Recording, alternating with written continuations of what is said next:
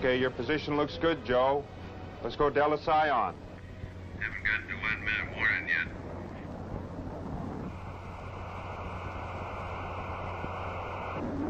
One minute. Dallas I. Push to test. Rock light showing. Prime. Igniter ready light. Pre-cool on. Igniter idle. 20 seconds to launch. Everything checks here. Your position is good, Joe. Pump idle. Good pump. Good igniter. Ready to launch now. Good light. Okay.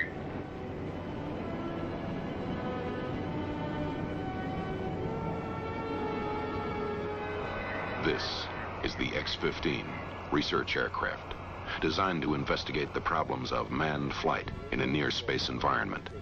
Altitudes up to 50 miles, speeds up to Mach 6. High-speed aerodynamics, aerodynamic heating, structural design, aircraft stability, and control in space and re-entry. This was the kind of information it was to provide, and provided it did. Here's the story. 57,000 pounds of thrust with a throttle attached. No engine like this had ever existed before, but Thiokol built one for the X-15.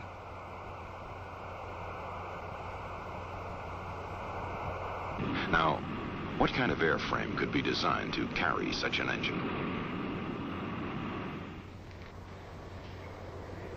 The X-15 was designed and built to take the stresses encountered at hypersonic speeds, to go to extreme high altitude and to beat the heat, survive the extreme high temperatures that build up on the wing, fuselage, and tail during the re-entry to the Earth's atmosphere.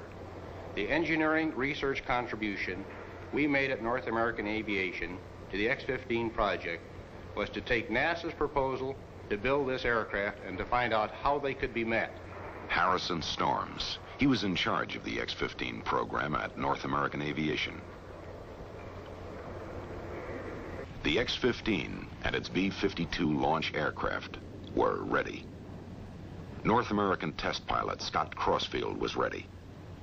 Step by step, the X-15 research project had moved to this important event. Now, the first of 3 X-15s was about to begin a series of test flights. The schedule called for an orderly progression of tests. In the first flights, the X-15 would remain attached to the B-52. Then a glide flight would be tried. Only then would powered flight be attempted.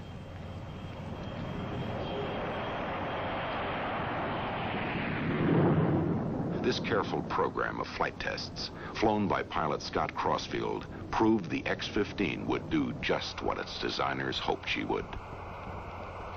From March 10th, 1959 until late in 1960, when we delivered the 3rd aircraft to the Air Force, I made 14 captive flights, 1 glide flight, and 10 powered flights. It was all pretty much routine. We, North American that is, went up there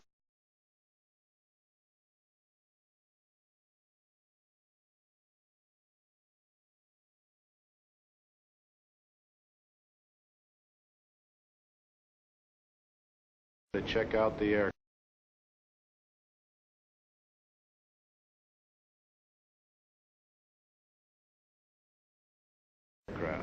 To check out the systems, to see how she handled and whether or not she'd meet the specs before we turned her over to the Air Force.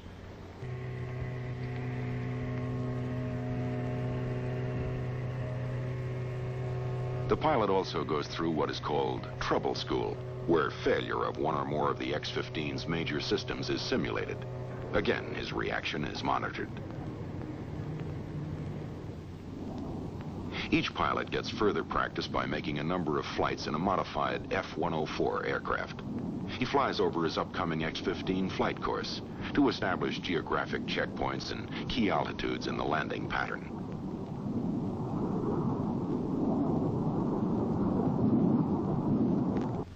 The range consists of a master station at Edwards and radar stations at Ely, Nevada and at Beatty. The flight corridor is 50 miles wide, and it contains a number of dry lake beds where emergency landings can be made. Two kinds of powered flights are made over the high range. One, a ballistic type, high-altitude run up to and even above 250,000 feet. And two, a high-speed run made at a lower altitude, usually 60 to 70,000 feet. During his practice flights in the F-104, the pilot must also familiarize himself with the timing and positioning for an X-15 landing at both primary and alternate landing sites. And he makes practice landings, using predetermined settings that can simulate the low lift-drag ratio of the X-15. Nothing is left to chance, in the air or on the ground. These precautions paid off during the following flight, when the pilot realized he could only get 30% power, and that consequently he would have to make an emergency landing at Mud Lake.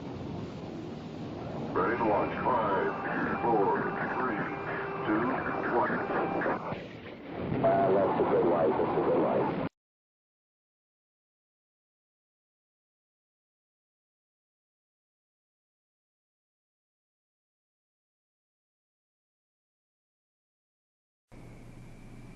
On a hot day, more than 12,000 feet of runway is required to achieve liftoff at 170 to 180 knots.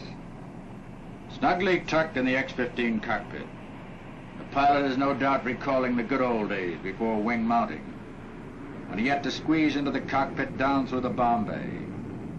This maneuver was accompanied by considerable huffing and puffing, and a big sigh of relief when he was finally strapped in the seat.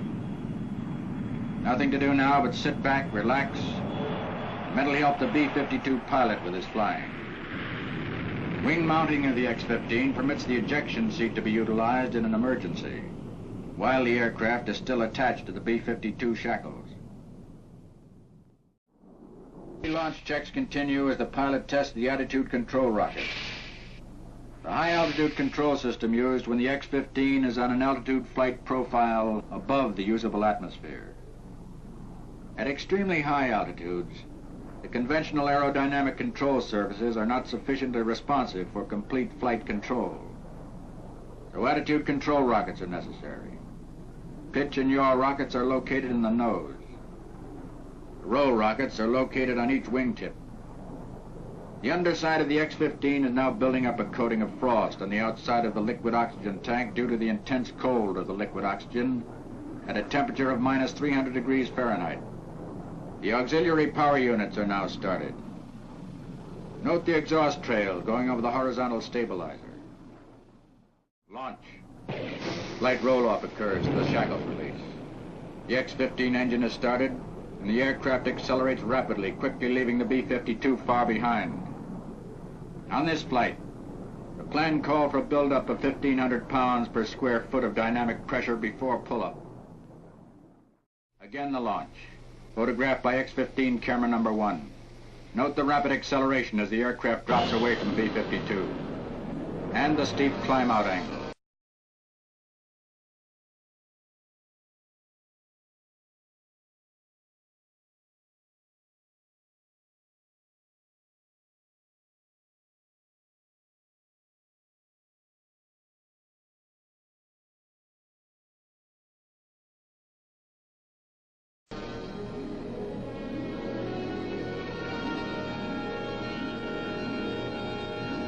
Speed brakes are extended to permit longer burning time of the engine propellants and provide added aircraft stability during re-entry.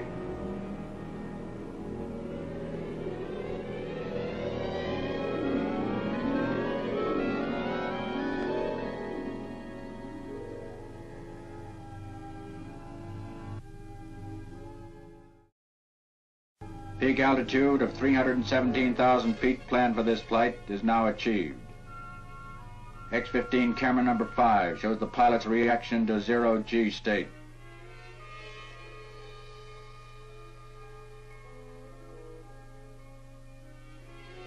Camera number 6 shows the control panel and the weightless condition. Note the pages on the pilot's flight checklist. planned peak altitude accomplished, the aircraft starts on the downhill side of the parabola. As the descent angle increases, the horizon gradually disappears out of the picture.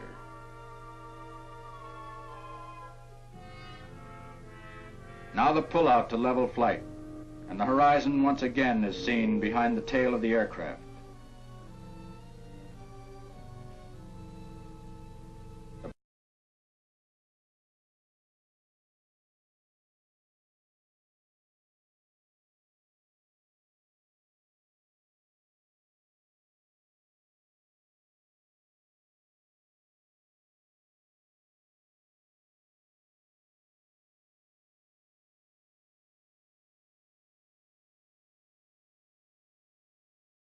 The pilot banks the X-15 to visually judge for himself the landing site relative to his position.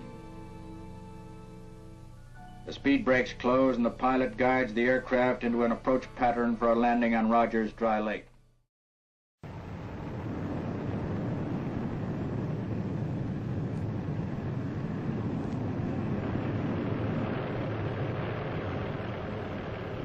The X-15 research project has long since achieved its original goals.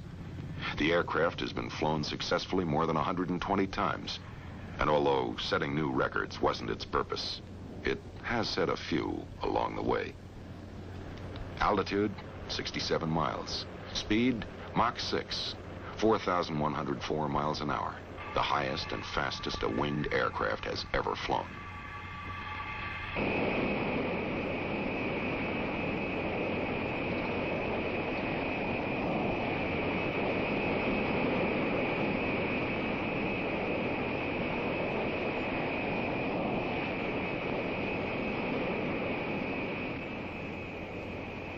Today, the X-15 moves on to further accomplishment.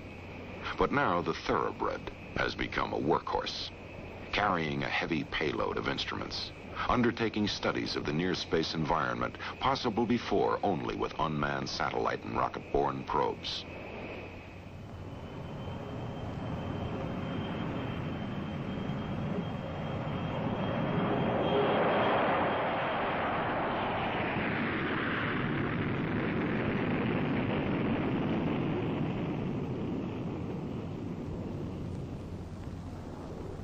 There are many people who should share the credit for the continuing success of the X-15 research project.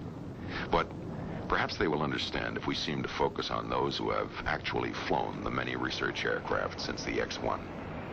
By saluting these courageous men, we also pay homage to all the others who have helped us move step by step, deeper and deeper, into the unknown outskirts of space.